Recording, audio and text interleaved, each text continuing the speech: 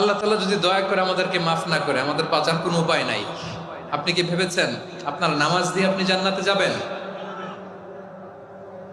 আপনি তাহাজ্জুদ গুজার, সেজদা দিতে দিতে কপালে দাগ ফেলেছেন, এটা আপনারা জান্নাতে নেবে না? আপনি এলাকার সবচেয়ে বড় হাতেম তাই দানশীল, এই দানের ভরসায় বসে আছেন, কশিন কালো না। আমাদের নামাজ, আমাদের রোজা, আমাদের ইবাদত, এগুলোকে মিজানের পাল্লায় উঠালে কোনো ওজনই হবে না। তবে আমাদের একটা কৌশল জানা আছে, আমরা আল্লাহর রহমতের ভিখারি। আমরা সেদিন আগেই গুনার স্বীকৃতি দিয়ে দেব। আমরা বলবো, আল্লাহ তুমি প্রশ্ন করার আগে তোমার একটা কথা বলি, আমারে কিছু জিজ্ঞেস করো না, আমি সব করেছি। এমন কোন পাপ নাই যে পাপ আমারে দিয়ে হয় নাই।